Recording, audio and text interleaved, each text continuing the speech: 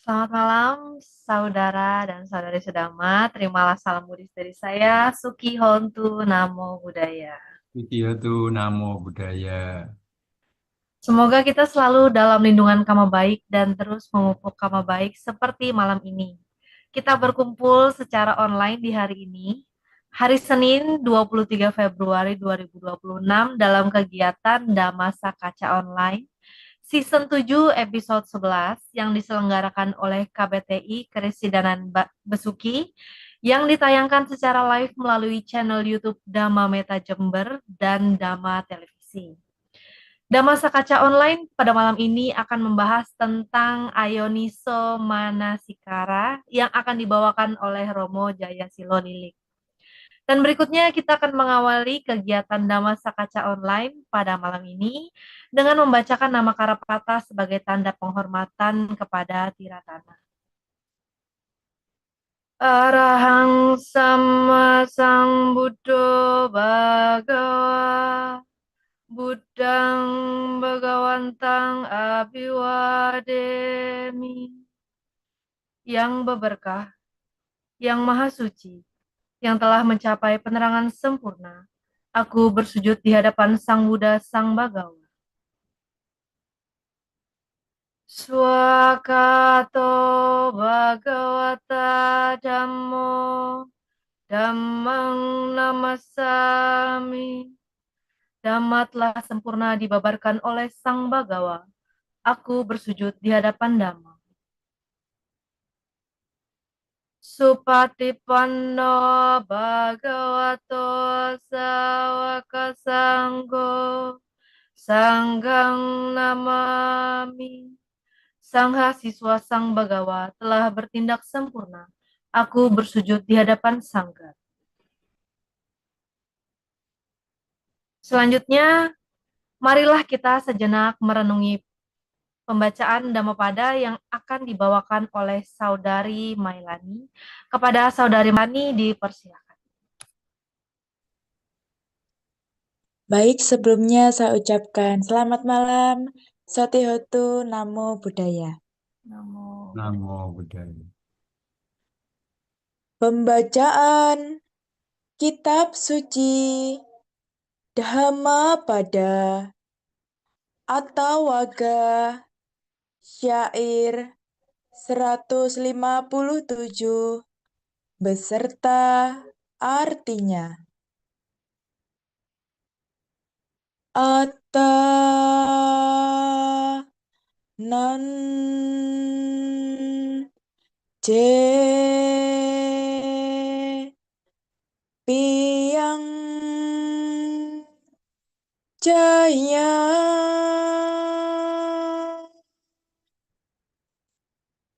rake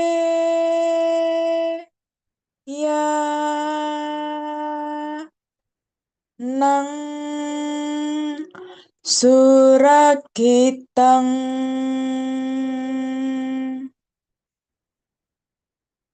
tinang anyatarang yamang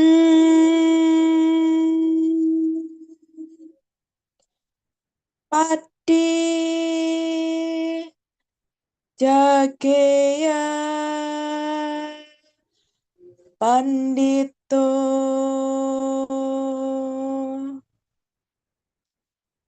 bila orang mencintai dirinya sendiri, maka ia harus menjaga dirinya dengan baik.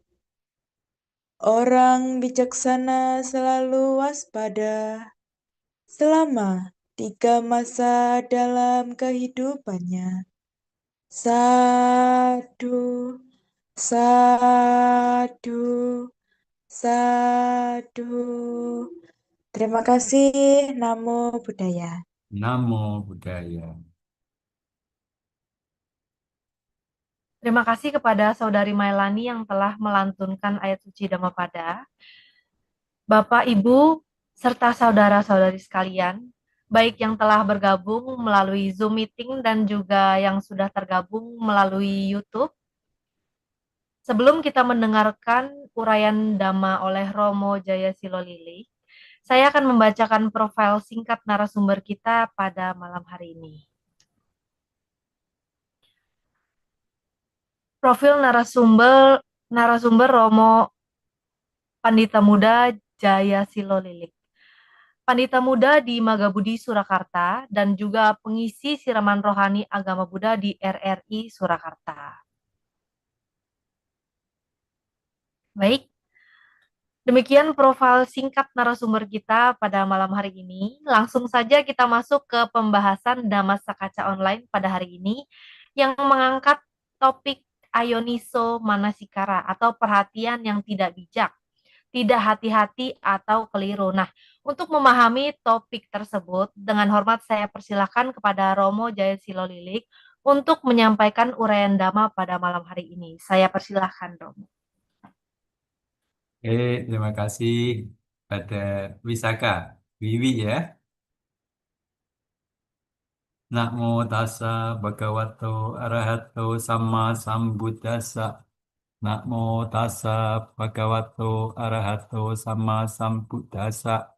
Namo tassa bhagavato arahato sama sambuddhassa. Namo Buddhaya. Ya baik, terima kasih sekali lagi pada Wisaka, Wiwi. Dari Cirebon tentu juga terima kasih pada Kau Teddy dari Medan. Tadi juga yang sudah membacakan ayat Dhammapada dengan sangat baik. Dan selamat malam pada semua yang hadir di dalam Zoom atau lewat YouTube.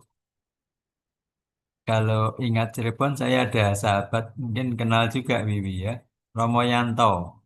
Kenal Romo Yanto?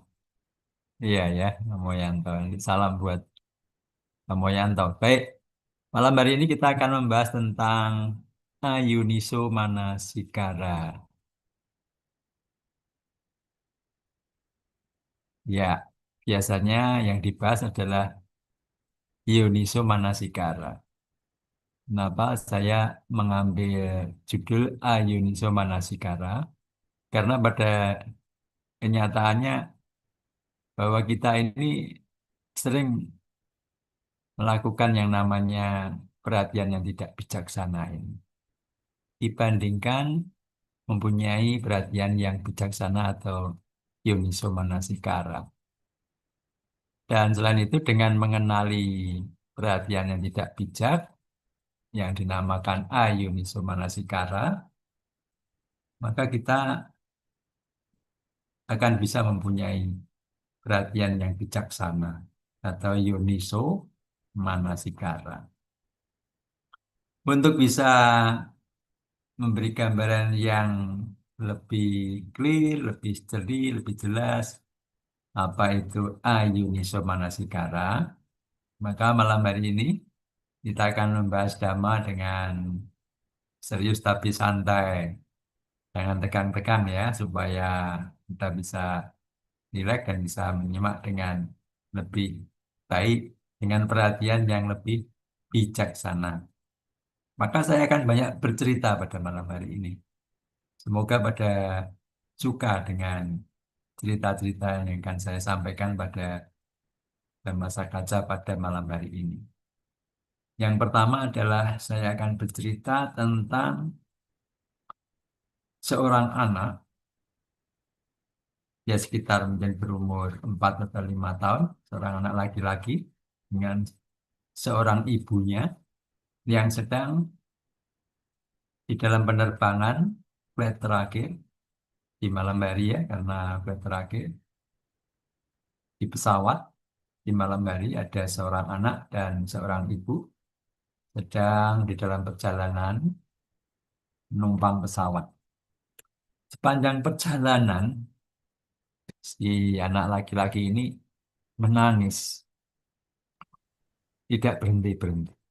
Nangis sepanjang perjalanan dan suaranya cukup keras. Selain menangis, dia bermain game. Seperti anak-anak sekarang kan boleh dikatakan sudah kecanduan game semuanya. Maka si anak ini juga demikian. Dia pegang HP-nya untuk main game. Dan main game biasanya yang seru-seru, yang mungkin ada tembak-tembakannya pakai senjata, sehingga suaranya di HP juga cukup kencang, bisa didengar sampai eh, terdengar di ruang pesawat itu. Bermain game, menangis, menangis, menangis, bermain game lagi. Demikian yang dilakukan sehingga tentu penumpang pesawat yang di flight terakhir malam hari tentu menginginkan untuk bisa beristirahat. Karena anak ini menangis terus dan menangis terus, kemudian diselingi main game yang berisik, penumpang-penumpang tentu tidak bisa tidur atau beristirahat. Sementara ibunya si anak ini juga diam saja karena tidak tahan. Ada satu penumpang ibu-ibu juga yang kebetulan sangat berdekatan duduknya dengan si anak ini dan ibunya, yang selalu menangis, yang berisik main game. Si ibu ini akhirnya menegur, menegur ibu si anak ini. Dia berkata, "Ibu, ini bagaimana? Anaknya menangis, berisik main game, sepanjang waktu, sepanjang perjalanan kita ini ingin beristirahat. Ibu, tapi ibu diam aja. Ibu diam, membiarkan anak ibu tidak berusaha mendiamkan dari tangisan. Bagaimana ini, Bu?" Itulah yang dilakukan semacam protes oleh penumpang lain pada si ibu anak tersebut. Mungkin juga seluruh penumpang dan kita sendiri yang mendengarkan bagaimana kronologi cerita ini, anak yang sepanjang perjalanan nangis, bermain game berisik, ibunya cuek, diam aja. Pasti akan timbul pikiran atau perasaan yang ketidaksukaan, bahkan kebencian atau kemarahan. Kira-kira begitu ya, Bu Bapak dan saudara-saudari, yang ada di benak para penumpang, bahkan mungkin di benak kita yang mendengar cerita ini. Kemudian ibu si anak mendapatkan protes dari penumpang lain, kemudian berkata-kata, menjawab dengan lirih. "Ibu dan Bapak, semua penumpang, saya mohon maaf kalau anak saya menangis sepanjang perjalanan dan asik bermain game sepanjang perjalanan sehingga mengganggu Bapak Ibu semuanya. Mohon maaf sekali lagi, kami dalam perjalanan pulang tadi siang, saya dan anak saya dan saya ini baru saja selesai mengantarkan suami saya, ayah dari anak saya ini, ke krematorium. Suami saya meninggal kemarin, ayah dari anak ini. Kami melakukan upacara kremasi yang tadi hingga sore. Dan saat inilah kami dalam perjalanan pulang. Mohon maaf untuk Bapak dan saudara-saudari. Ibu, Bapak, dan saudara-saudari, para saudara-saudaraku sedama yang mendengar jawaban dari ibu si anak ini, kira-kira masih benci tidak? Masih marah tidak? Masih muncul rasa ketidaksukaan tidak? Masih sebal tidak pada si anak ini? Atau pada si ibu anak ini? Saya yakin semuanya berubah total. Perasaannya berubah, pikirannya berubah, perhatiannya berubah terhadap anak dan ibu ini. Kebencian mungkin sirna menjadi rasa belas kasihan, menjadi karuna cita, menjadi rasa mudita cita, rasa simpati, ikut merasakan duka yang dirasakan oleh ibu dan anak tersebut. Itulah ibu bapak dan saudara-saudari cerita pertama betapa seringnya kita ini hanya karena sepotong berita, sepotong cerita, sekilas mata melihat, sepintas telinga mendengar, kita dengan mudah menghakimi orang. Kita dengan mudah menilai orang. Dan celakanya menilai buruk dan salah. Jadi kita menilai cerita di pesawat tadi bahwa ibu ini ibu yang nggak benar. Anaknya nangis, anaknya berisik, didiamkan saja. Tetapi tentu kemudian kita berubah setelah tahu kronologi cerita yang seutuhnya. Yang bukan hanya sepotong dan sepintas. Itulah perlunya kita mempunyai perhatian yang bijaksana, bukan perhatian yang tidak bijaksana. Perhatian yang tidak utuh membuat kita melakukan ucapan, keputusan, atau perbuatan yang tidak bijaksana. Ibu, bapak, dan saudara-saudari, kemudian saya ingin menyambung lagi dengan cerita berikutnya supaya kita ini punya gambaran bahwa yang namanya Ayuniso Manasikara itu, perhatian yang tidak bijaksana itu ternyata sangat mudah. Bahkan mungkin kita pernah atau sering melakukannya.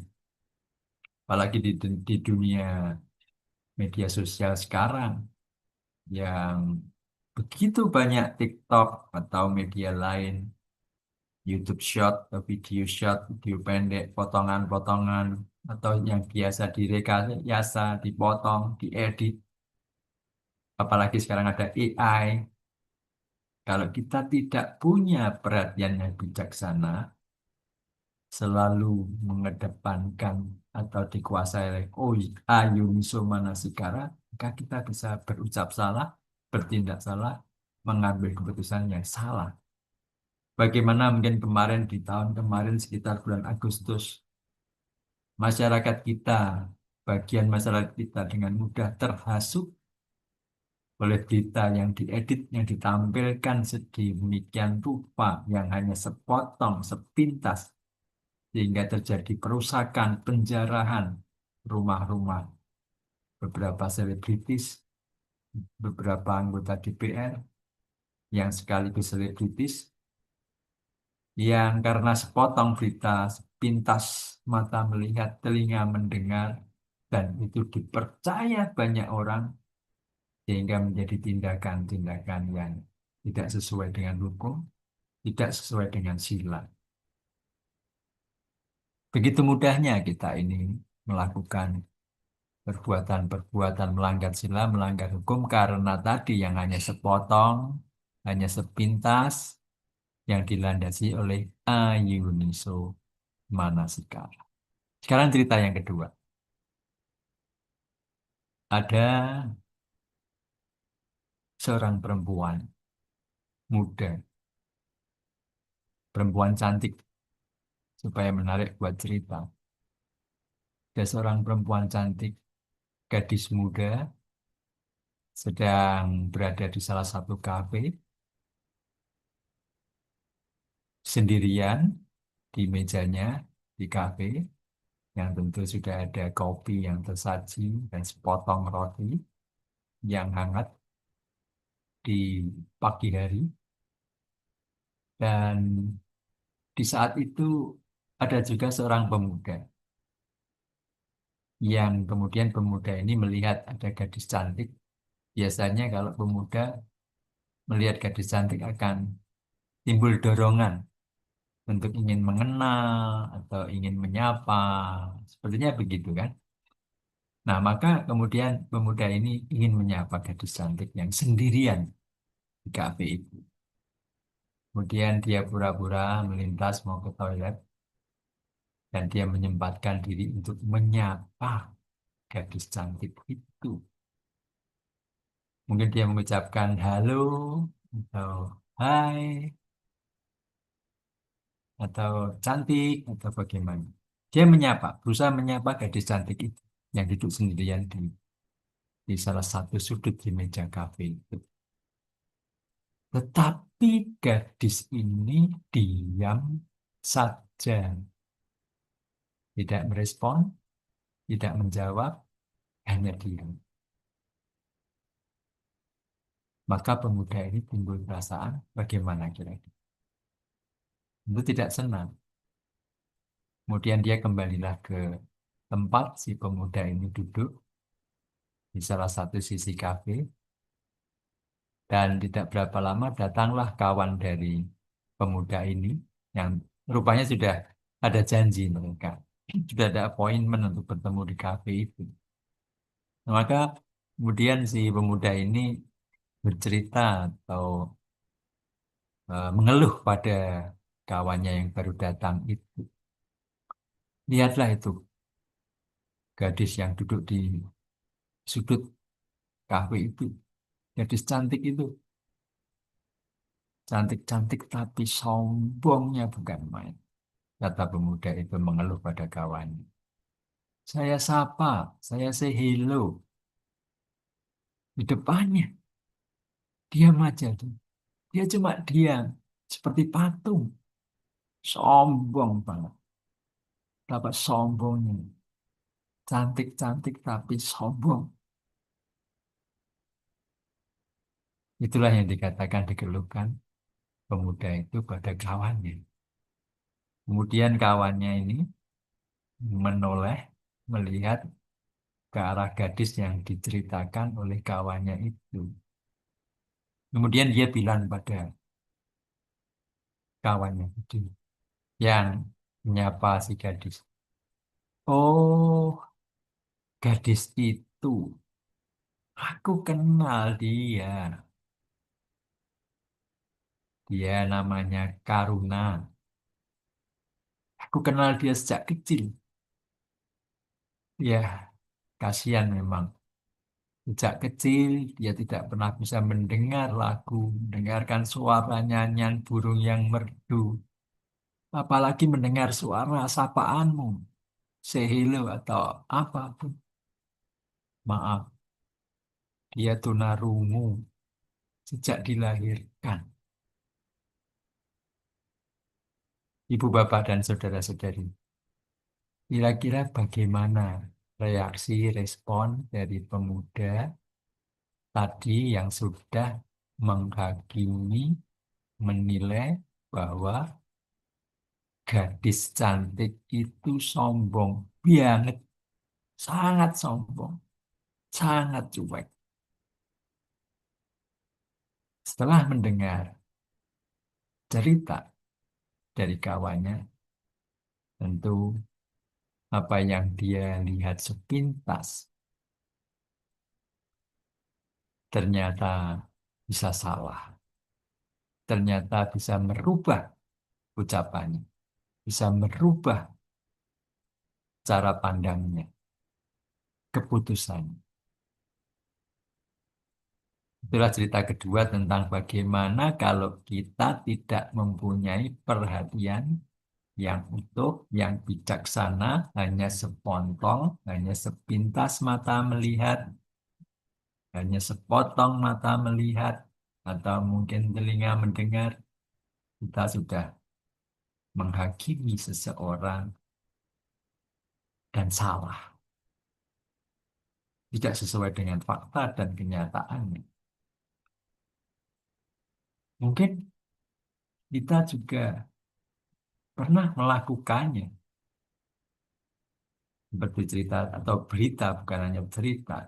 Bagaimana kejadian yang dialami sebagian masyarakat kita yang mudah marah, bahkan melanggar hukum, melanggar sila, hanya karena mata melihat potongan berita, hanya karena mendengar, telinga mendengar informasi yang sepotong dan sepintas tidak utuh. Sehingga keputusannya, tindakannya tidak sesuai dengan fakta yang ada, bahkan melanggar hukum. Ibu, bapak, dan saudara-saudari, itulah cerita yang kedua. Apakah masih ingin saya beri cerita lagi di malam yang barangkali kalau di Solo ini sekarang udara cerah, tetapi lumayan sejuk karena masih sering turun hujan. Apakah di Medan, apakah di Cirebon, atau di tempat-tempat lain juga demikian, masih suasana musim hujan, sehingga udaranya sejuk, dan buat tidur, buat rileks, sangat nyaman, apalagi diberi cerita. Maka saya kasih cerita lagi supaya nyaman. Kalaupun tertidur juga tidak apa-apa, karena tidak semua orang bisa tidur dengan mudah dan nyenyak. Baik, cerita yang ketiga adalah tentang suami istri baru, pengantin baru. Ada pengantin baru, namanya pengantin ya suami istri, laki-laki dan perempuan. Dia atau mereka baru saja menyewa rumah. Pengantin baru yang masih berjuang, belum punya rumah, dia menyewa rumah. Nah, di rumah yang bukan rumah yang baru, rupanya rumah yang cukup lama kosong, tidak didiami, sehingga di sana sini ada banyak debu dan cukup kotor. Nah, di satu pagi, di malam pertama mereka menginap di rumah yang mereka sewa, di pagi hari mereka bangun tentu untuk sarapan pagi bersama. Nah, di saat sarapan pagi itu, dari jendela kamar, dari jendela ruang makan yang cukup lebar, mereka bisa melihat ke tetangga sebelah. Nah, si istri ini melihat lewat jendela itu ada tetangga, ada ibu-ibu yang sedang menjemur pakaian. Dan si istri ini melihat ibu yang menjemur pakaian, kemudian berkomentar, bilang pada suaminya, suamiku, tetangga kita itu rupanya tidak bisa mencuci dengan benar ya. Atau mungkin juga dia nggak mampu beli sabun cuci kali ya. Yang dia cuci, yang dia jemur, kelihatan kotor, tidak cerah, masih kotor. Begitulah komentar dari si istri pada suaminya.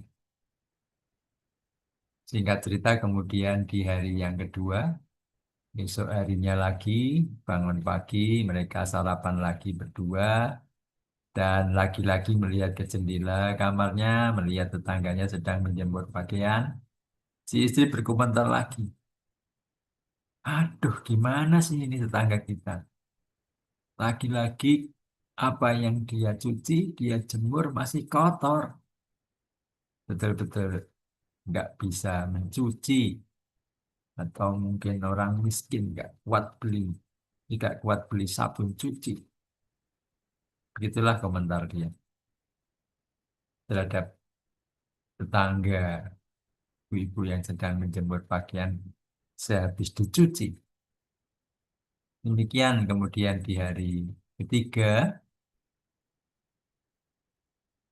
dia juga bersama suaminya sarapan pagi lagi, dan lagi-lagi melihat ke jendela, dari jendela melihat ke tetangganya. Tapi kali ini komentarnya lain. Si istri ini dia berkomentar, akhirnya tetangga kita ini akhirnya bisa mencuci dengan benar, bisa beli sabun cuci, sehingga cuciannya menjadi bersih.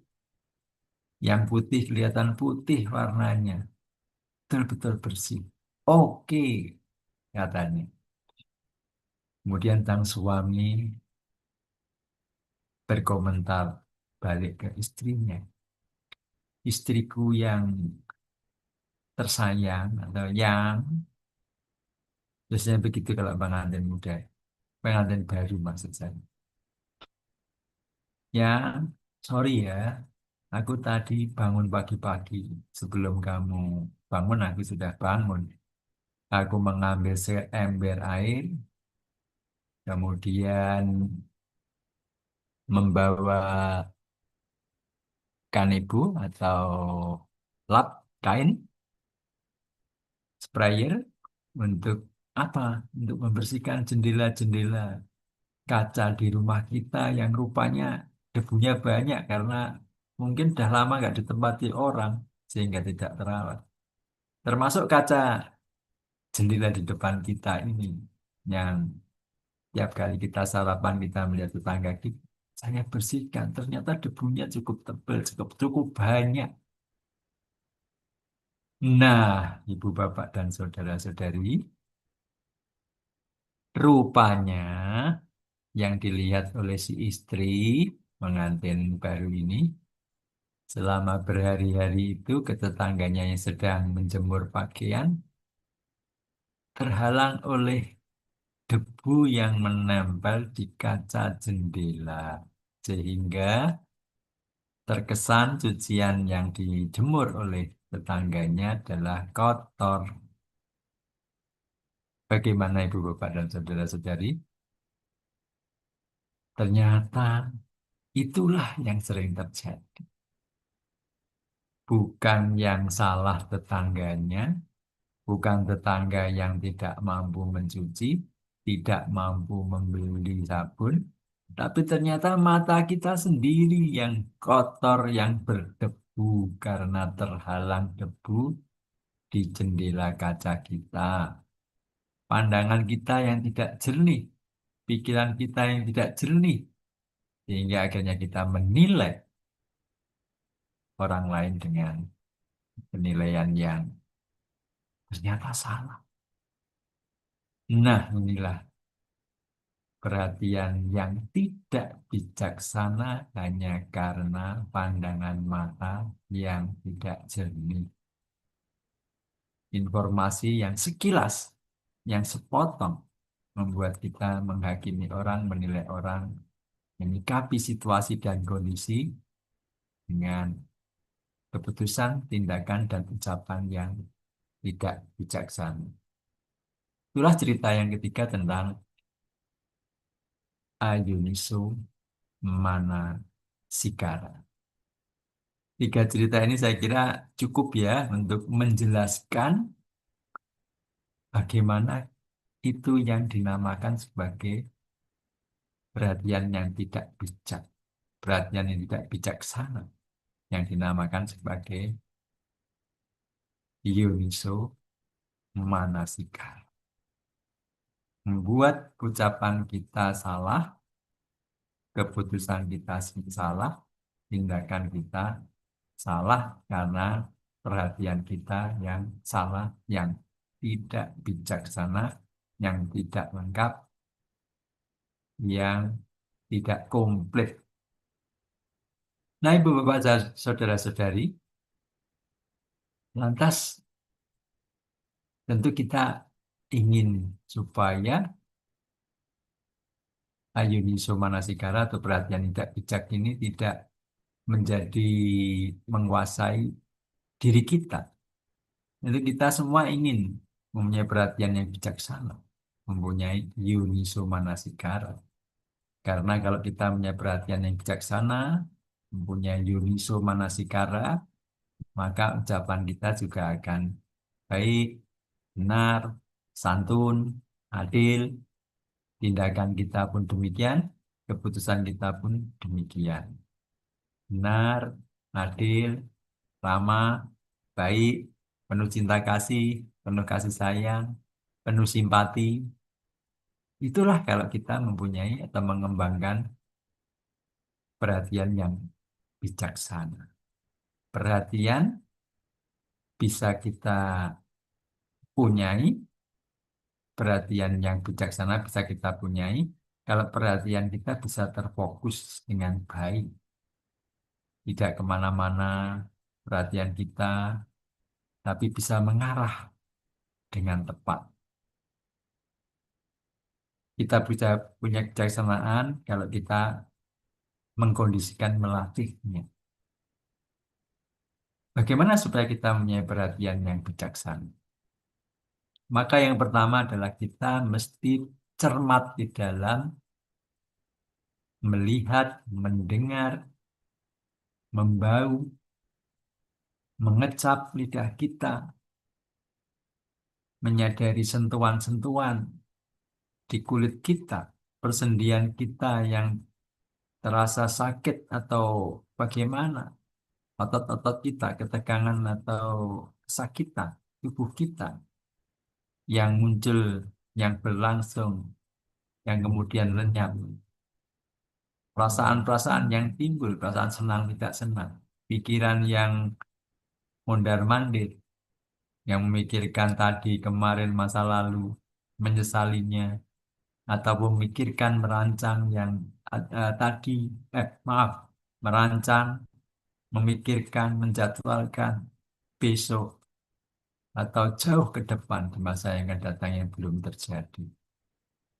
Kalau kita bisa mencermati itu semua, mencermati apa yang kita lihat, mencermati apa yang kita dengar, mencermati apa yang kita hirup, kita bau dari hidung kita, mencermati apa yang kita kecap di lidah kita, mencermati apa yang kita rasakan di tubuh kita, mencermati apa yang kita rasakan di batin kita, hati kita, dan mencermati pikiran kita yang melompat seperti monyet dari dan satu dan lainnya, melompat ke masa lalu, melompat ke masa depan.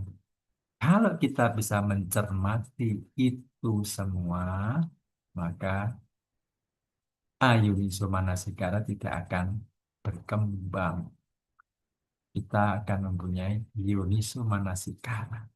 Apakah hanya itu, hanya cermat saja? Tentu tidak.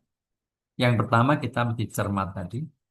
Yang kedua adalah kita mesti sabar. Sabar di dalam merespon, menyikapi segala apapun, segala objek apapun yang kita lihat, yang kita dengar, yang kita bau, yang kita kecap, yang kita sentuh, yang kita rasakan, yang mempengaruhi pikiran kita.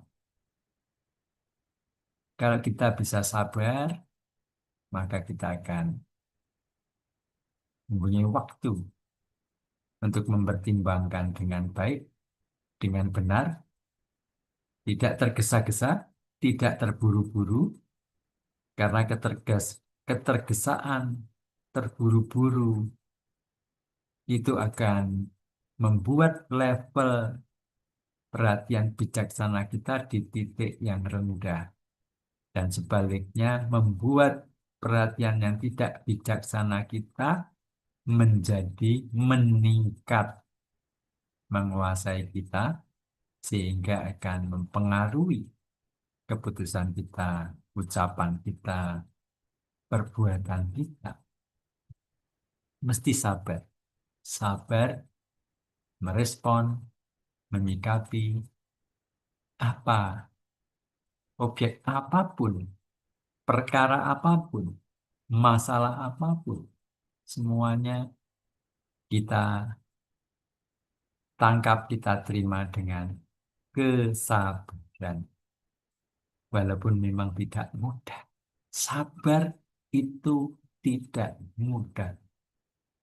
Kantik itu tidak mudah. Kantik paramang tapotika. Sabaran itu seperti praktek bertapa yang tertinggi. Bertapa sudah begitu tidak semua orang bisa melakukannya. Sulit dan susah. Ini yang tertinggi. Itulah Sang Buddha menggambarkan. Kesabaran itu seperti itu. Betapa sulitnya. Betapa susahnya. tetapi harus kita latih. Dengan punya kesabaran, maka kita akan mempunyai perhatian yang bijaksana. Kemudian Ibu Bapak dan Saudara-saudari, selain cermat, sabar, kita harus rileks. Tidak boleh tegang di dalam menyikapi, merespon apapun objek, apapun masalah, apapun perkara yang kita alami. Semuanya adalah all is well. Semuanya adalah proses yang wajar yang harus kita jalani, kita terima. Dan kita yakin bahwa semuanya anicca. Semuanya tidak permanen. Tidak ada hujan yang sepanjang hari akan hujan terus, 2 hari hujan terus. Tidak ada. Pasti ada saatnya reda. Demikian pula, tidak ada panas yang terus-menerus panjang tahun. Ada saatnya musim hujan tiba. Demikian pula masalah kita, perkara kita, penderitaan kita, sakit kita. Kita harus yakin semuanya adalah proses kehidupan yang ada awalnya, ada berlangsungnya, dan ada akhirnya. Anicca. Dengan mempunyai sikap seperti itu, maka kita akan punya perhatian yang lebih bijaksana. Dan semua ini tidak memuaskan. Semua adalah duka. Problem, masalah, perkara adalah bagian dari hidup kita. Karena keinginan-keinginan kita. Karena nafsu keinginan kita membuat batin kita tidak tenang. Batin kita tidak tentram. Pikiran kita gampang bingung dan resah. Gampang galau.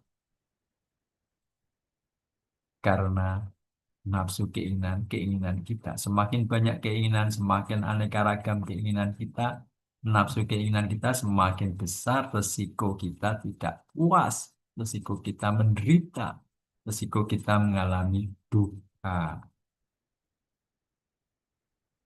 Dan tentu penting memahami bahwa semuanya adalah tidak bisa kita kontrol 100% oleh diri kita.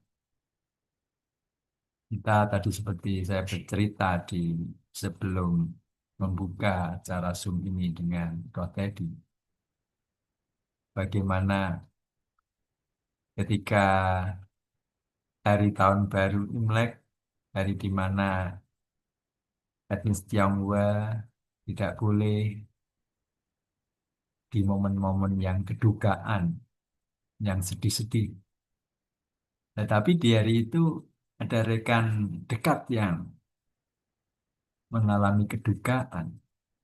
Ibunya meninggal dunia dan minta untuk bisa dilakukan upacara tutup peti, malam kembang, dan seterusnya. Dan itu bertepatan di hari Xinjia, hari baik, hari sukacita. Tentu dilema yang besar. Itulah contoh bagaimana kalau diri kita bisa 100% mengatur kapan matinya kita sendiri, kapan matinya saudara kita, kapan meninggalnya ibu kita. Kenyataannya tidak bisa. Oh, tidak bisa. Jangan meninggal pas di hari Xinjia, hari baik. Ditunda dulu saja. Tidak bisa. Tidak bisa memilih harinya. Itulah kenyataan. Itulah corak kehidupan. Kalau kita memahami itu, maka kita bisa menerimanya dengan rileks, menerimanya tanpa ketegangan, dan tetap UPK tetap seimbang batin kita. Ibu, bapak, dan saudara-saudari, maka jangan terlalu kencang menyikapi apapun yang kita dengar, kita lihat, kita bau, kita kecap, kita rasakan, kita pikirkan. Ibarat seperti kita memegang anak burung, seekor anak burung yang masih lemah. Kalau kita genggam kencang-kencang, maka dia akan mati karena kehabisan nafas. Tapi kalau terlalu longgar genggaman kita, dia akan lari, akan terbang, meninggalkan kita. Maka jangan terlalu kencang, jangan terlalu kendor. Demikian pula kita menyikapi objek-objek apapun yang kita lihat, kita dengar, kita cium, kita kecap, kita sentuh, kita rasakan, kita pikirkan. Jangan terlalu kencang, jangan terlalu tegang. Rileks saja.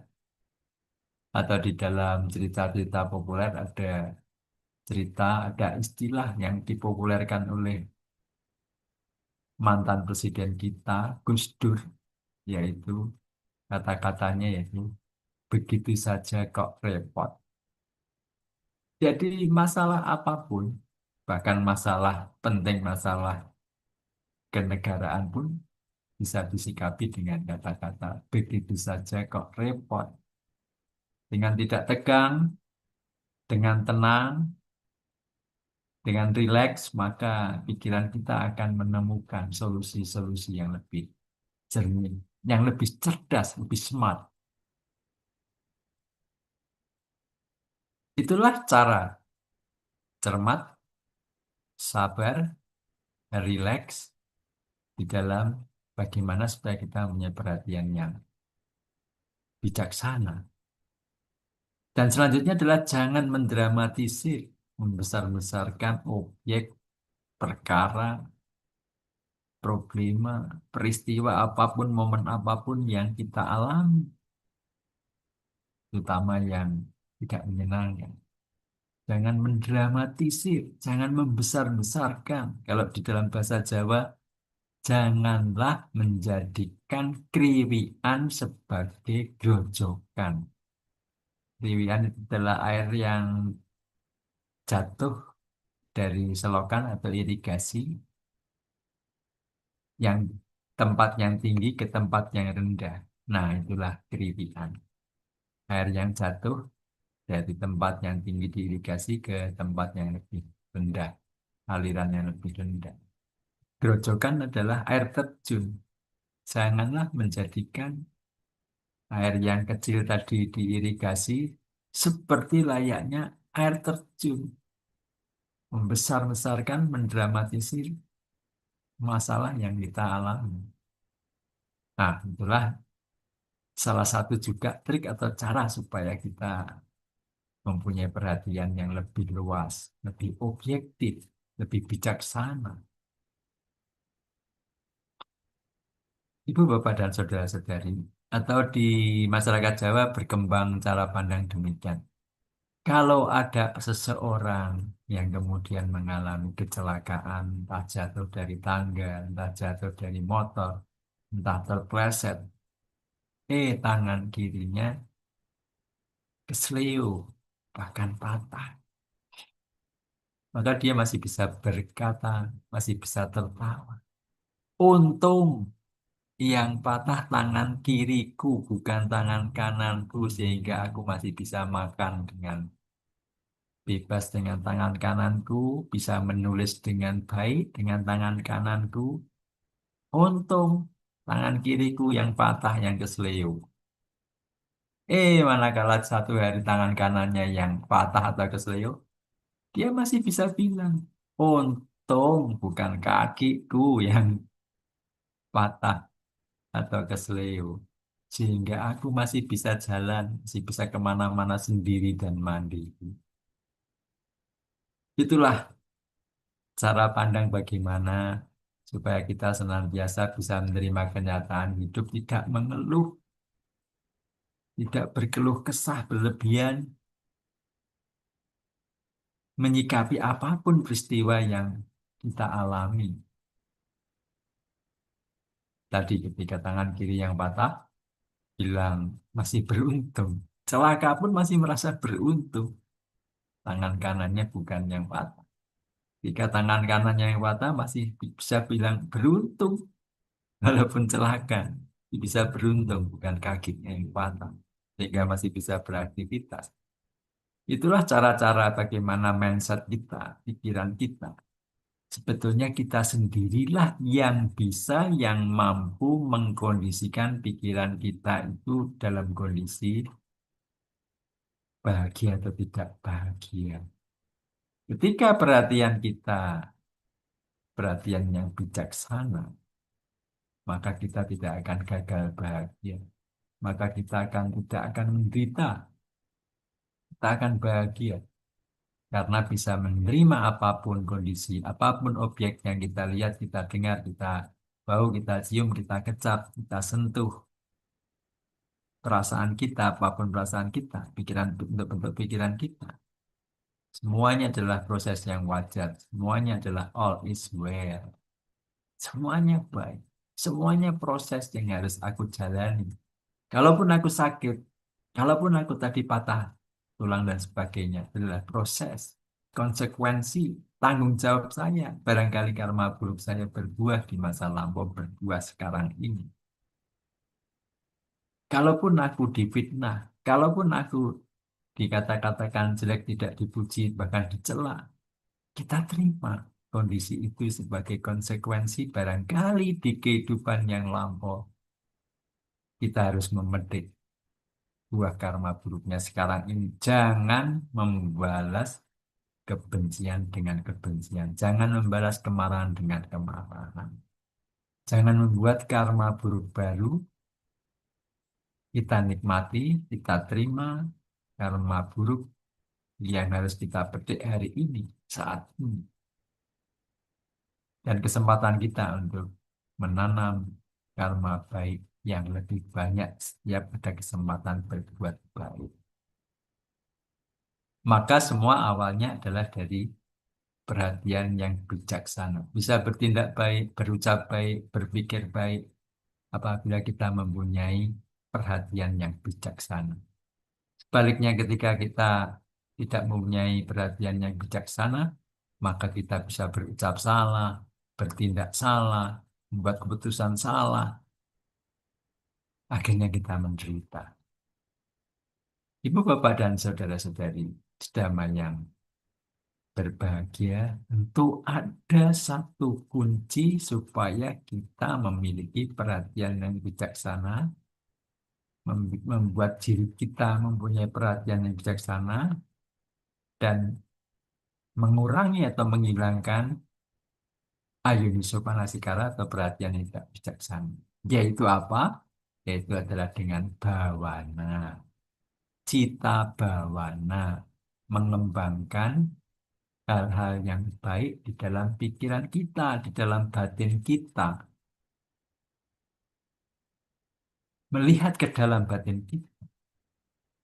Setelah melihat ke dalam, kita bisa melihat apakah ada loba, apakah ada dosa, apakah ada moha, apakah ada keserakahan, nafsu, keinginan, ambisius, apakah ada ketidaksukaan, kebencian, kemarahan di dalam hati kita, apakah ada ketidaktahuan, apakah kita masih diliputi ketidaktahuan, kegelapan batin, sehingga batin kita tidak bisa melihat dengan jelas, tidak bisa membedakan. Ketika serakah tidak tahu, ketika marah tidak tahu. Itulah moha. Apabila kita bisa melihat bahwa di dalam batin kita ini seberapa besar loba kita, seberapa tebal dosa kita, seberapa banyak moha kita, maka kita punya kesempatan untuk mengurangi, membersihkan, mensucikan batin kita ini. Baru muncul tidak suka saja sudah tahu. Jangan sampai berkembang menjadi kebencian dan kemarahan. Baru muncul suka saja juga harus waspada. Jangan sampai menjadi keserakahan, bahkan kemelekatan.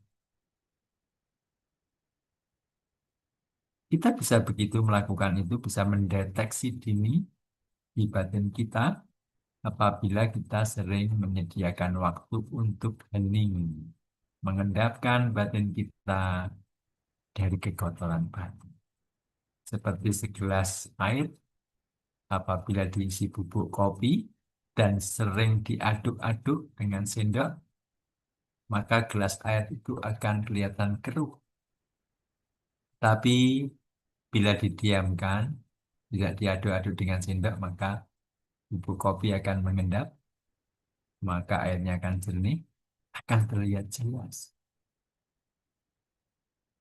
Dengan batin yang jernih, batin yang bening, dengan keheningan, dalam keheningan, maka kita akan mempunyai perhatian yang bijaksana. Dengan berlatih meditasi bawana, utamanya vipassana atau satipatthana, maka kita bisa melatih. Ketika ada suara yang kita dengar di telinga kita menyadarinya, kita melihat, kita mendengarkannya dengan cermat, dengan sabar. Ketika mata kita melihat, kita bisa dengan cermat, dengan sabar, tidak tergesa-gesa, tidak reaktif, tidak terburu-buru. Ketika hidung kita membau, mencium, kita pun juga demikian bisa cermat dengan sabar.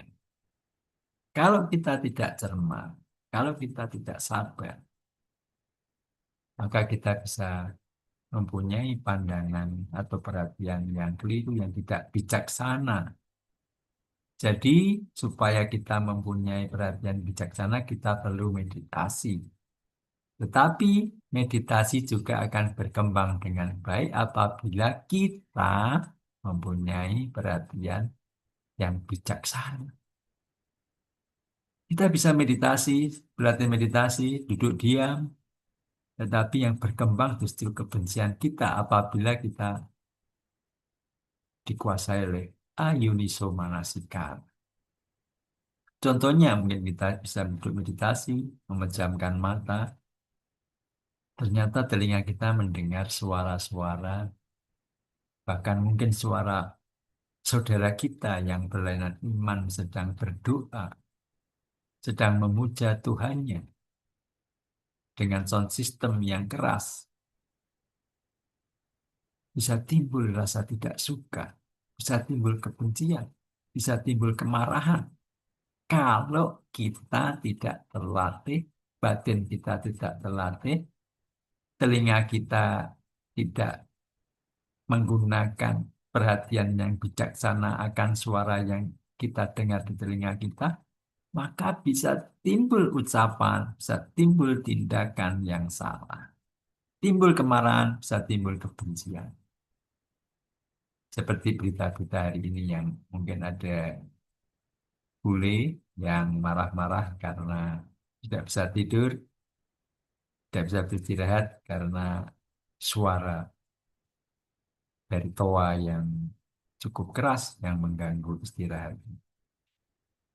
Dan itu tentu tanpa dilandasi oleh perhatian yang bijak sehingga meledak menjadikan masalah di dalam kehidupan kita. Ibu, bapak, dan saudara-saudari, ketika kita meditasi, tiba-tiba mungkin di wihara kita meditasi belajar bersama-sama, ada salah satu umat yang mampir, barangkali habis dari pasar buah, karena perhatiannya yang besar, kasih sayang yang besar pada anak-anak wihara atau kawan-kawannya di wihara, maka dia melihat durian yang matang, dia akan memberikan yang terbaik, dia bawa ke wihara untuk dibagikan. Nah, bagi orang yang tidak suka durian, ada durian datang, tentu baunya tidak bisa dicegah untuk masuk ke ruang-ruang wihara, ruang meditasi. Maka kalau kita tidak mempunyai perhatian yang bijaksana di saat meditasi, hidung membau, mencium bau durian, bisa timbul kebencian, bisa timbul kemarahan, bisa meledak. Kalau kita tidak mempunyai perhatian yang bijaksana. Kalau kita ayuniso manasikara. Padahal apa? Padahal kawan kita dilandasi cinta kasih, kasih sayang, perhatian, dia bawa oleh-oleh buah durian. Atau mungkin yang sensitif pada bau rokok juga. Sepanjang kehidupan ini, di masyarakat kita kan masih banyak kebiasaan orang merokok. Kalau kita tidak terlatih di dalam perhatian yang bijaksana, maka kita akan sering menderita karena hidung kita yang membau mencium aroma yang membuat kita goyah batin kita, goyah pikiran kita. Ya kita akan senantiasa gampang marah, gampang menyalahkan keadaan di luar diri kita. Nah, ibu bapak saudara-saudari, itulah cara-cara kita supaya mempunyai kemampuan perhatian yang bijaksana dan mengurangi diri kita supaya tidak dikuasai yang namanya ayuniso manasikara. Perhatian yang tidak bijaksana ini dari mata yang melihat sepintas, telinga mendengar sepintas, atau mata telinga menangkap objek sepintas, momen sepintas, kita bisa salah menghakimi orang, menilai orang, bahkan menghakimi orang yang kita hormati, menyalahkan orang yang kita cintai, bahkan orang tua kita. Nah, maka akan saya beri cerita lagi berkaitan dengan tema kita malam hari ini. Sebagai penutup sekaligus ya, ada seorang pemuda. Nah, yang ini bukan anak-anak, tapi pemuda, usia SMP, remaja, laki-laki. Dan di cerita ini dia agak nakal ya anak ini. Nah, suatu ketika dia tidak masuk sekolah, dia bolos. Tapi tidak tahu orang tuanya. Tahunya adalah ketika guru sekolah menelpon atau WA ke orang tuanya yang menanyakan kenapa anaknya tidak masuk sekolah. Nah, tahunya ibunya si anak ini pamitnya pergi sekolah, ternyata tidak sampai sekolah atau bolos. Nah, ketika pulang, kemudian si ibu tentu marah dan akhirnya memberi hukuman bahwa besok kamu harus ke sekolah tanpa uang saku dari ibu.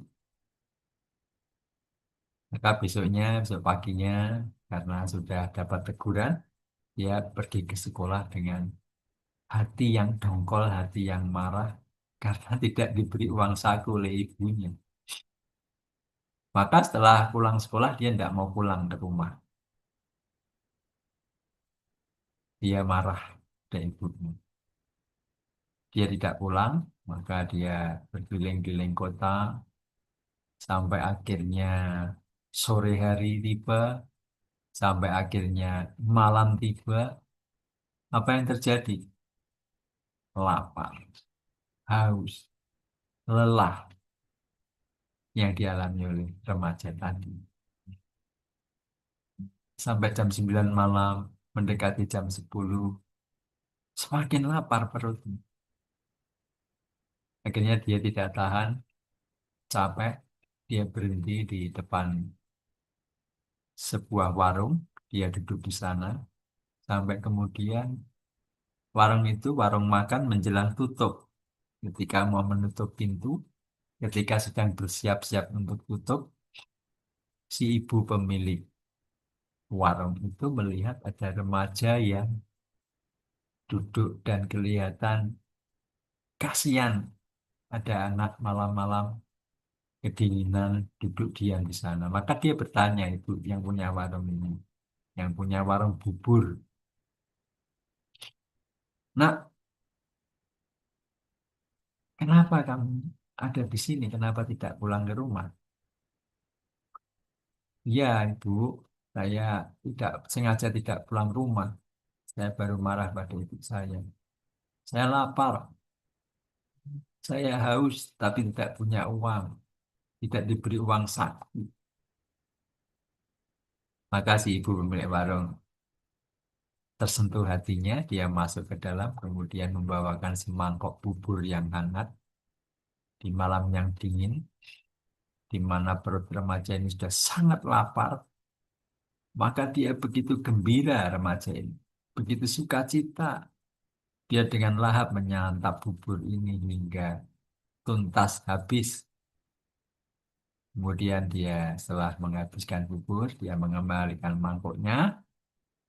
Dia bilang pada ibu pemilik warung, Ibu, terima kasih banyak Ibu. Ibu sungguh baik, baik hati, kasih sayang. Ibu sungguh baik, orang baik. Tidak seperti ibu saya. Ibu saya jahat, ya tega, tidak memberi uang saku saya. Kemudian ibu pemilik warung ini menjawab, merespon apa yang disampaikan oleh remaja tadi. Nah, ibu ini hanya memberimu 1 mangkok bubur. Ingat, ibumu, ibu kandungmu, barangkali sudah ratusan mangkok, bahkan ribuan mangkok bubur. Mungkin bakmi, mungkin capce, mungkin bistik, mungkin soto, mungkin rawon, mungkin steak. Yang disajikan dengan penuh kasih sejak kamu masih bayi hingga remaja sekarang ini. Ibumu sudah bermangkok-mangkok memberikan kamu makan. Ibu, bapak, saudara-saudari, bagaimana kira-kira mendengar cerita ini? Bagaimana seseorang bisa bahkan menghakimi, menjelek-jelekan ibunya sendiri yang sudah penuh kasih sayang, memberi makan bermangkok-mangkok hanya karena satu peristiwa, satu momen, sepotong peristiwa. Kemudian dia menghakimi ibunya hanya karena semangkok bubur anak. Nah, ibu bapak saudara-saudari, itulah cerita-cerita yang menggambarkan betapa mudahnya diri kita ini melakukan perhatian yang tidak bijaksana, menggunakan perhatian yang tidak bijaksana, ayuniso manasikara, sehingga kita tidak mempunyai perhatian yang tidak bijaksana, tidak punya ayuniso manasikara, sehingga akhirnya apa yang kita ucapkan, apa yang kita tindakan, kita lakukan, kita putuskan, bisa melanggar sila, bisa aku salah kamal, bisa melanggar dan membuat kita tidak bahagia, membuat kita menderita. Saya kira demikian, Ibu Bapak Saudara-saudari, uraian Dhamma pada malam hari ini. Banyak ceritanya ya.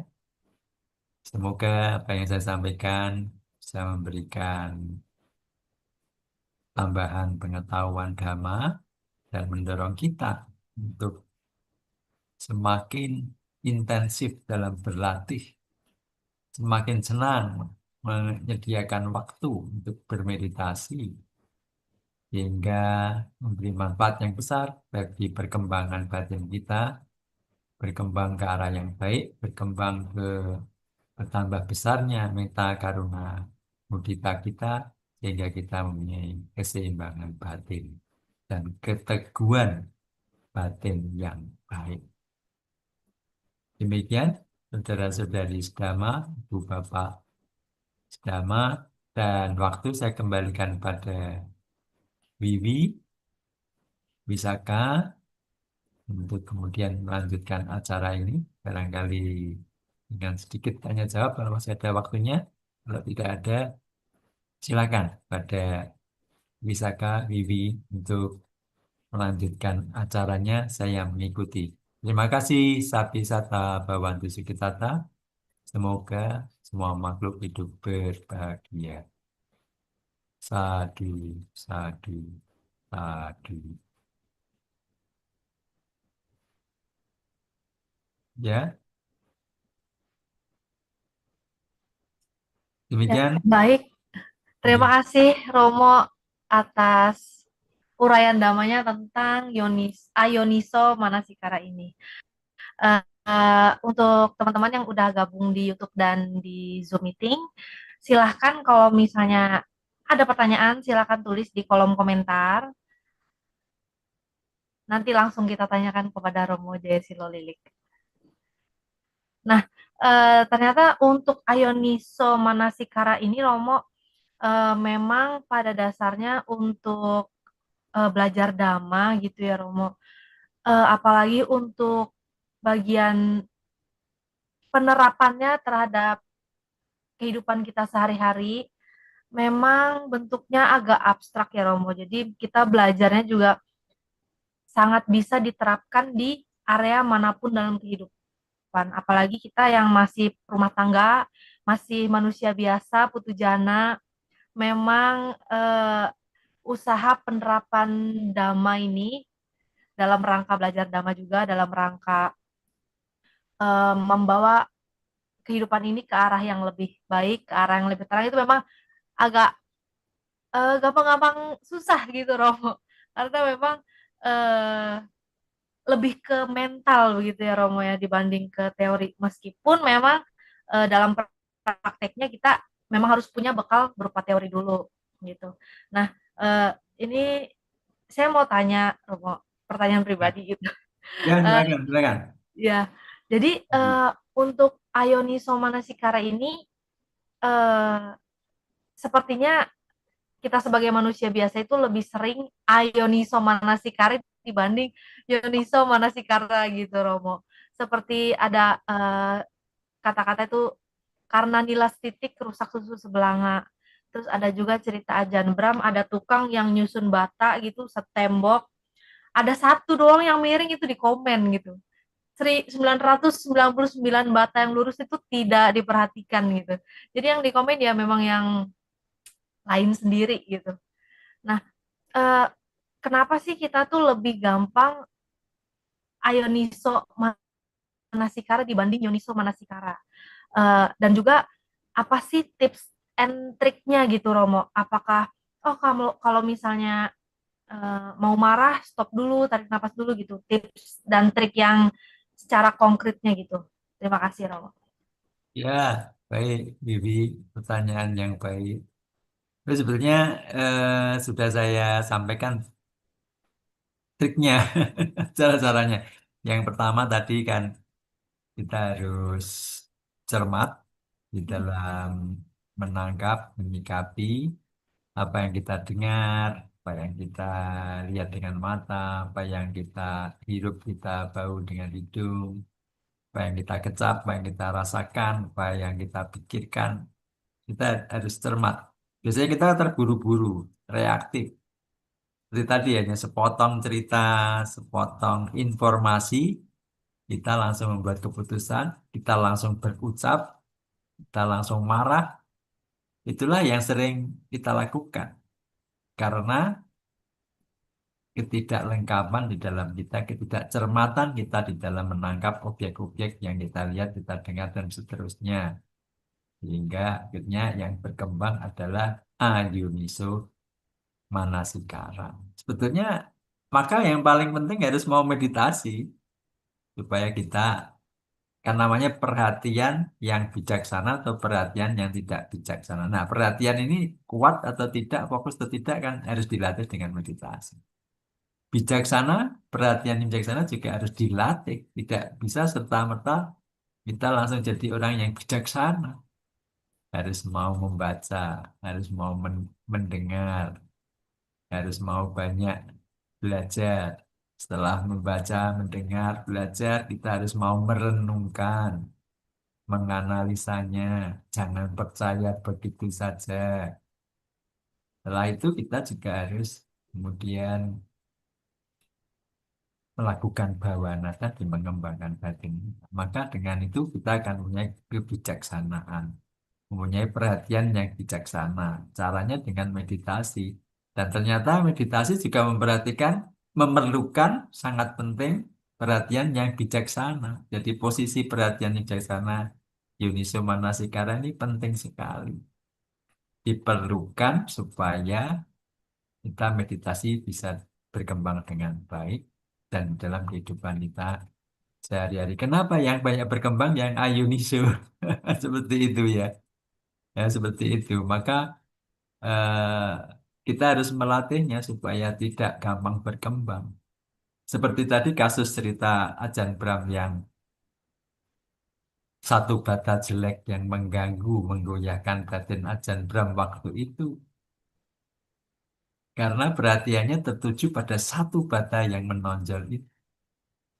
Andaikan perhatiannya kepada yang 999 batu bata yang rapi, yang sedemikian banyak, maka akan kebahagiaan yang didapat. Karena perhatiannya pada satu itu, maka menjadi gagal bahagia. Bukan hanya bukan menderita, gagal bahagia. Sebetulnya kan gampang bahagia. Bahagianya 999 dibandingkan hanya satu yang karena perhatiannya terarah pada satu batu bata yang menonjol itu. Seperti kita juga demikian. Perhatian yang bijaksana ini perlu, fokus perhatian kita ini perlu kita latih. Karena apa? Karena Dhammapada ayat 1 dan 2. Pikiran adalah pemimpin, pikiran adalah pelopor, pikiran adalah pembentuk. Apa yang kita pikirkan, itulah yang akan membentuk ucapan kita, tindakan kita, dan keputusan kita. Bagaimana caranya? Ya, meditasi lagi. Supaya kita kadang-kadang kan kita seperti itu tadi. Ada batu bata yang rapi banyak, kita hanya fokus pada satu yang tidak rapi sehingga kita menderita. Atau kadang-kadang kita mengalami peristiwa-peristiwa yang pahit di masa lalu, kita mengingatnya selalu. Mungkin ada kawan kita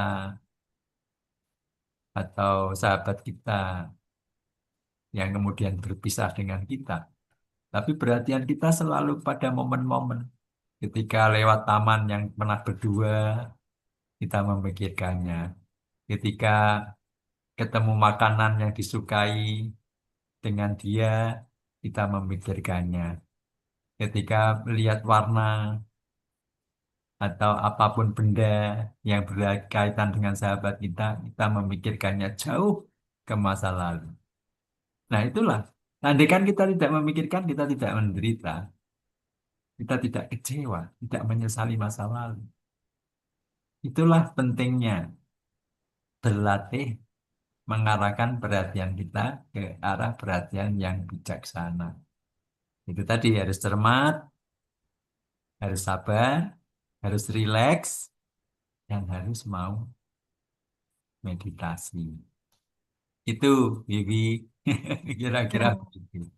ya. Ya, apalagi? Kalau misalnya untuk meditasi itu kan memang dia membantu batin kita dalam banyak aspek gitu.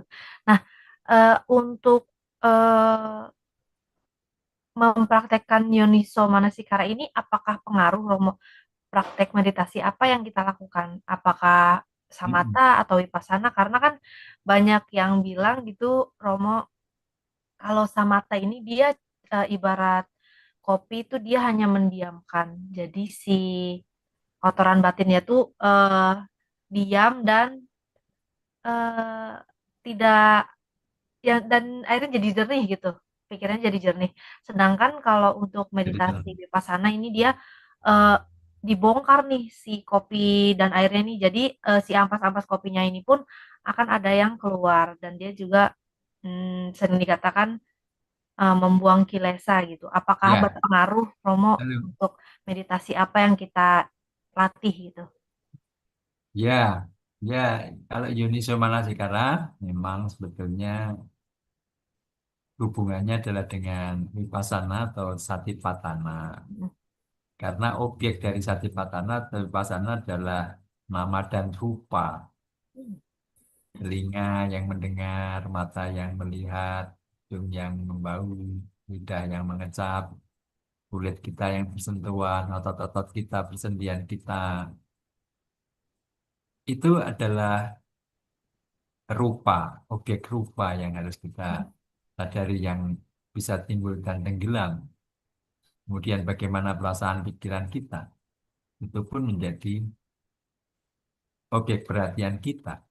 Itu menjadi objek yang memerlukan Yoniso Manasikara supaya bisa mengembangkan batin kita, bisa fokus, bisa menjadi tenang, menjadi tahu bahwa ternyata kenyataannya ketika kita duduk diam, ternyata pikiran tidak langsung ikut tenang dan diam. Masih bisa mengingat masa lalu, masa depan. Perasaan juga bisa timbul dan tenggelam. Ingin segera diam ternyata tidak bisa. Ingin segera tenang ternyata tidak bisa. Nah, disitulah kita langsung melihat adanya anicca, adanya dukkha, adanya anatta di dalam satipatthana, di dalam praktek vipassana. Memerlukan yoniso manasikara. Sebaliknya, supaya bisa mempertebal yoniso manasikara, kita harus berlatih meditasi. Sedangkan berlatih meditasi juga memerlukan pandangan yang bijaksana, perhatian bijaksana, yoniso manasikara. Maka penting sekali yoniso manasikara dan bhavana ini. Supaya kita menjadi lebih baik, tidak melanggar sila, menjadi tenang batinnya, dan mempunyai kebijaksanaan. Itu. Ya, untuk tenang, meditasi samatha juga baik. Ya, semuanya baik, semuanya baik. Metta bhavana juga baik. Dengan metta bhavana, batin kita menjadi lentur, menjadi fleksibel, tidak kaku, tidak keras, tidak kasar. Kelembutan itu akan mendekatkan diri, membantu kita untuk menuju mempunyai ketenangan. Kelembutan batin, cinta kasih, belas kasih akan membantu kita untuk tenang. Maka boleh sebetulnya kita mengawali sesi meditasi kita dengan menyejukkan batin kita dengan metta bhavana. Semoga saya bahagia, bebas dari derita, bebas dari permusuhan, bebas dari mendengki dan didengki, bebas dari membenci dan dibenci, bebas dari menyakiti dan disakiti, bebas dari derita jasmani dan batin. Semoga saya dapat menjalani hidup ini dengan bahagia. Diulang-ulang terus sampai terasa kesejukan di dalam hati kita, memenuhi pikiran kita. Nah, setelah merasakan kesejukan, kedamaian, maka barulah kita memasuki meditasi dengan objek, boleh napas ataupun boleh satipatthana.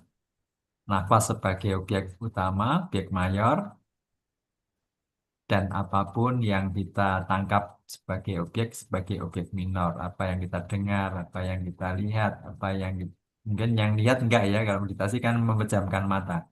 Apa yang kita bau, apa yang kita kecap, apa yang kita sentuh, perasaan apapun yang timbul, pikiran apapun bentuk-bentuknya yang timbul, maka itu menjadi perhatian kita, objek minor dan objek mayor.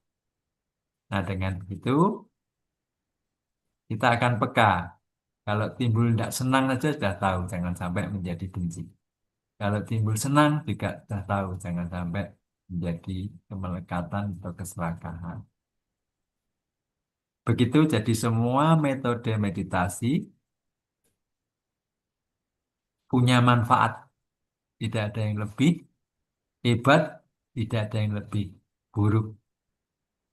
Tidak ada yang kelasnya, oh ini kelas meditasi yang rendahan, ini yang lebih tinggi enggak. Di semuanya sebetulnya mempunyai peranan. Seperti tadi metta bhavana untuk membuka, mengawali, untuk membuat batin kita lentur, batin kita tidak keras, tidak kaku, tidak kasar. Dengan kelembutan itu akan membantu kita mendapatkan ketenangan, mendapatkan fokus yang lebih baik. Jika kita tenang, kita jernih, kita bisa melihat anicca dukkha anatta. Dengan begitu maka kita akan mempunyai kebijaksanaan. Outputnya kebijaksanaan ketika kita vipassana, mempunyai kebijaksanaan. Begitu Wiwi, ya, Oke, Romo. Eh, ada lagi, Romo. Jadi, ya, eh, ya. untuk kita bisa mengembangkan Yuniso Manasikara ini kan kita otomatis akan lebih mudah kalau kita sudah melaksanakan sila gitu, Romo. otomatis kan kita sudah terlatih duluan nih. Kalau misalnya kita udah bisa nih menjalankan minimal 5 sila aja, otomatis kan Yoniso Manasikara ini akan lebih mudah lah bisa dibilang gitu loh. Tapi kan selama ini kita terbiasa untuk kalau berpikir atau berucap gitu, otomatis Ayoniso Manasikaraya dulu yang muncul gitu.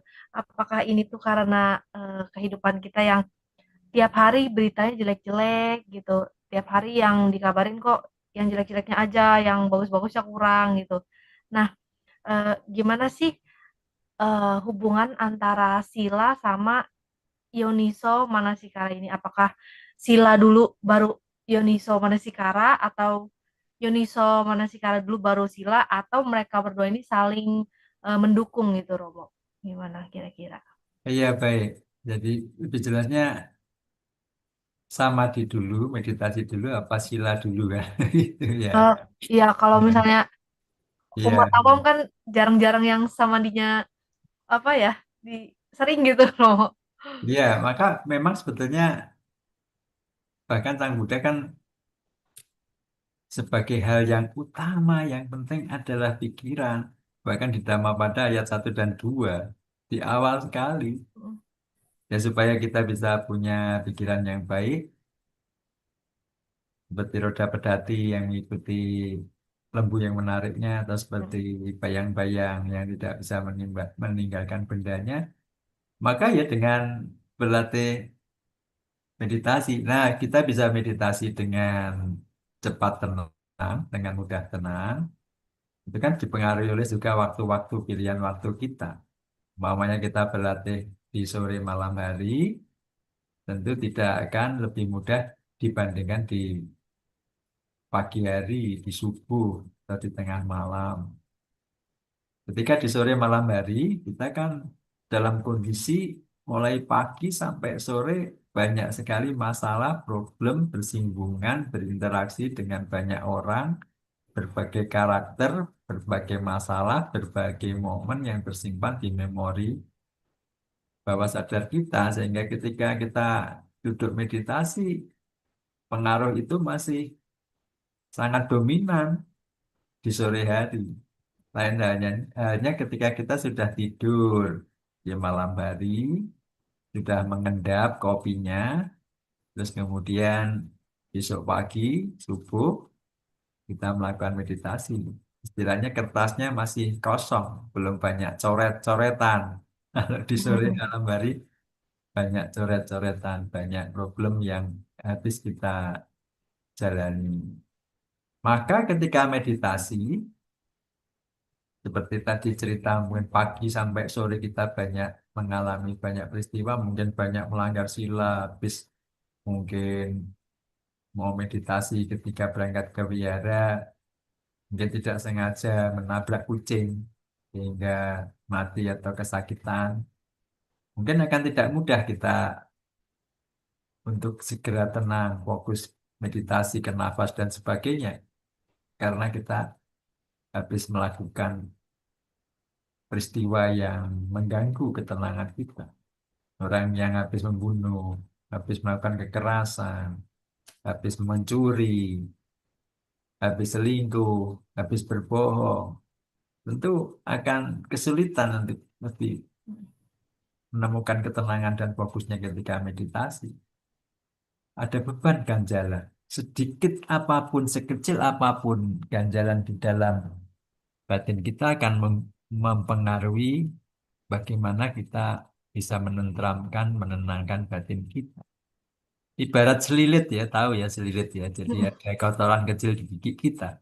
Kecil, tapi kalau tidak bersihkan akan membuat kita merasa tidak nyaman, tidak enak, bahkan ada penderitaan walaupun itu kecil. Maka harus dibersihkan. Nah, seperti itu. Demikian pula ketika kita meditasi, ada ganjalan dalam batin kita karena kita sila kita yang tidak baik, melanggar sila tadi, maka ada beban mental yang akan mempengaruhi batin kita. Tetapi juga dengan meditasi, berlatih meditasi mengembangkan batin. Sesungguhnya meditasi Buddhis yang namanya Citta Bhavana, mengembangkan pikiran-pikiran yang baik, yang luhur, yang penuh cinta kasih, yang penuh belas kasihan, yang penuh simpati, yang metta, karuna, mudita. Dan sesungguhnya itu yang harus dikembangkan dalam meditasi. Jangan sampai ketika meditasi justru pengen sakti, pengen kebal, pengen melihat masa lalu, masa depan. Nah, itu yang tumbuh berkembang bukan metta karuna mudita lagi. Yang timbul bisa jadi malah loba dosa dan moha. Maka diperlukan yoniso manasikara. Hingga bahkan di dalam meditasi pun tanpa adanya yoniso manasikara, bisa jadi meditasi kita tadi salah. Yang berkembang ketidaksukaan, yang berkembang kejengkelan, yang berkembang kemarahan, yang berkembang kesombongan. Seperti itu. Jadi dua-duanya penting. Berlatih sila dengan baik dan rutin meditasi. Rutinitas penting. Jadikan good habit kebiasaan yang baik untuk meditasi. Dan itu adalah warisan guru agung kita yang istimewa. Jangan sampai kita ini umat Buddha justru tidak pernah meditasi. Meditasi hanya di hari tertentu, hanya di wira saja. Padahal meditasi bisa di rumah, bisa di kantor, bisa ketika menunggu kereta, atau bisa di selama perjalanan kereta, pesawat, ketika delay, ataupun menunggu dosen, menunggu guru kita yang belum datang. Kita bisa meditasi, minimal relaksasi. Nah, semakin sering maka akan semakin terlatih batin kita. Makin kita berkembang batin kita, maka kita juga akan semakin baik sila kita. Semakin bisa membedakan mana yang baik, mana yang buruk, mana yang penting, mana yang tidak penting, mana yang prioritas, mana yang bisa ditunda. Itulah gunanya seseorang melatih meditasi supaya pikirannya, batinnya berkembang dengan baik, batinnya jernih, batinnya bersih, seperti kolam atau danau di tengah hutan yang sunyi, yang alami, yang jernih airnya, tidak beriak, tidak ada ombak, sehingga dasar kolamnya ada apa kita bisa tahu. Ada ular kita tahu, ada ikan warna merah kelihatan, ada binatang berbisa kita tahu. Semuanya kelihatan ketika airnya tenang, ketika batin kita tenang. Ketika pikiran kita bersih, ucapan kita bersih. Ketika pikiran kita penuh kebencian, kemarahan, ucapan kita pun yang keluar adalah kemarahan, sumpah serapah, dan seterusnya. Maka jagalah pikiran, kebersihan pikiran kita, supaya bisa terjaga ya dengan meditasi. Ingat, ajaran Guru Agung kita cuma 3 sebetulnya. Yang 3 ini pun kita sering tidak konsisten. Yang pertama, jangan berbuat jahat, ya kan? Artinya ya jagalah sila, pagari dengan sila supaya tidak berbuat jahat. Sebenarnya tidak cukup. Senanglah berbuat baik, tambahlah berbuat baik, penuh cinta kasih, penuh belas kasihan, suka menolong, suka membantu, simpati, toleransi.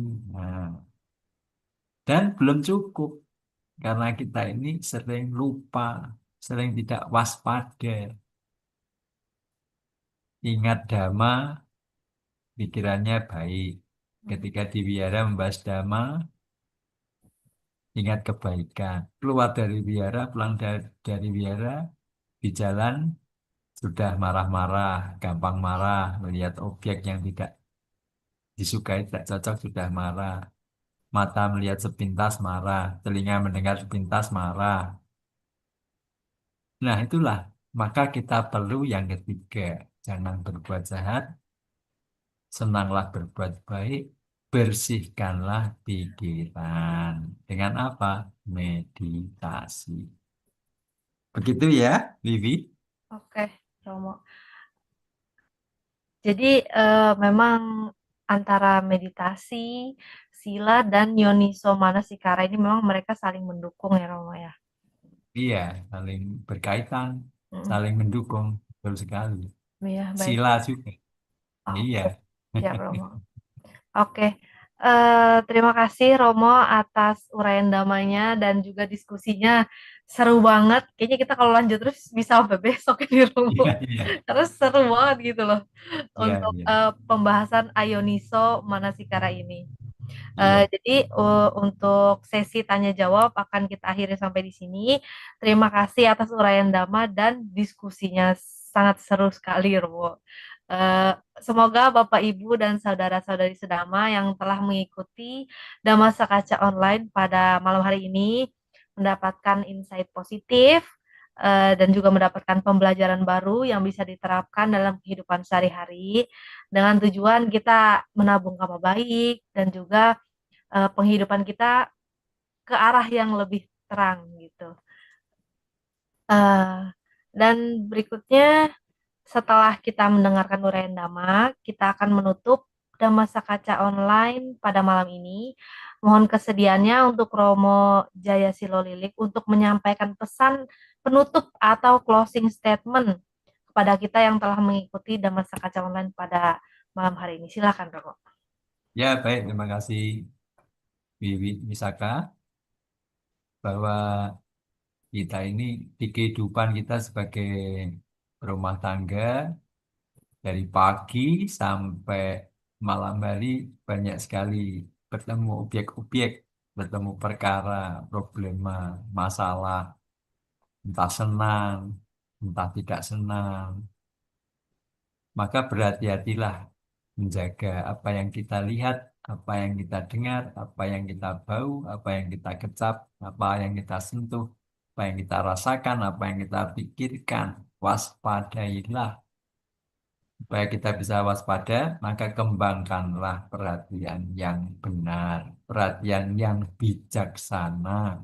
Karena dengan perhatian yang bijaksana, kita akan berucap dengan benar, memutuskan dengan benar, bertindak dengan benar. Jangan lupa untuk menggunakan apa yang sudah diwariskan oleh guru agung kita yang sangat penting, yaitu mengembangkan batin kita dengan bawana, dengan meditasi.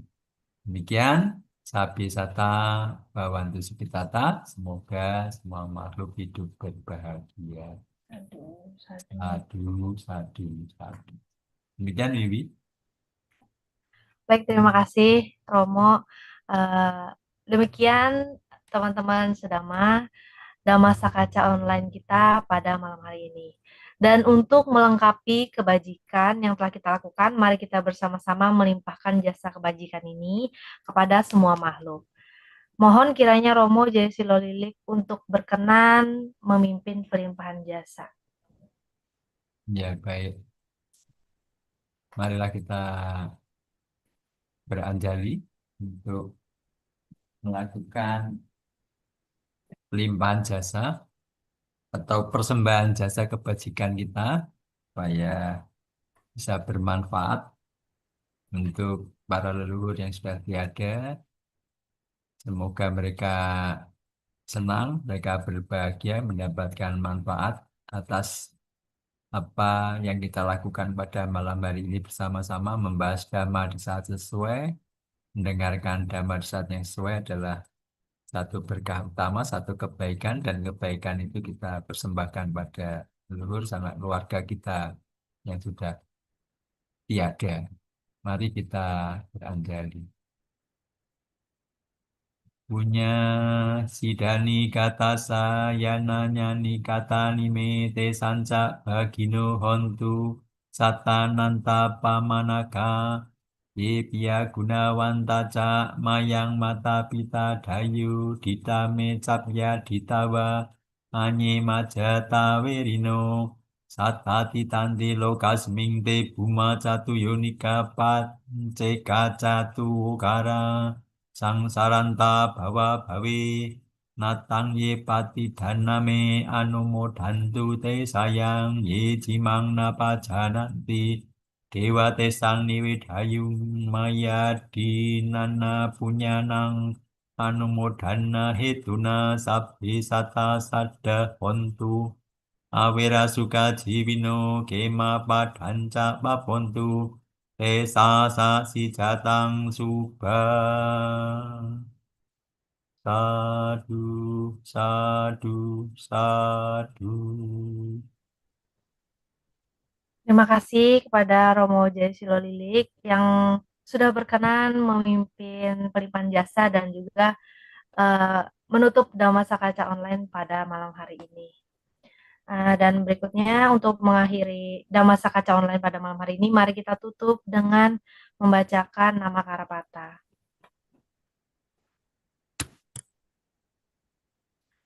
Arahang Sama Sang Buddho Bhagawa Buddhang Bhagawantang Abhiwademi. Sang Bhagawa yang Maha Suci, yang telah mencapai penerangan sempurna, aku bersujud di hadapan Sang Buddha Sang Bhagawa. Swakato Bhagavata Dhammo Dhammang Namassami. Dhamma telah sempurna dibabarkan oleh Sang Bhagawa. Aku bersujud di hadapan Dhamma. Supatipanno Bhagavato Sawaka Sanggo Sanghang Namami. Sangga siswa Sang Bhagawa telah bertindak sempurna. Aku bersujud di hadapan Sangga. Dan marilah kita ucapkan bersama-sama Sabe Sata Bawantu Sukhita. Semoga semua makhluk hidup berbahagia. Sadu, sadu. Sadu, sadu, sadu. Demikian kita tutup Dhamma Sakaca online pada malam hari ini, dan berikutnya akan ada pengumuman. Kami persilahkan kepada operator.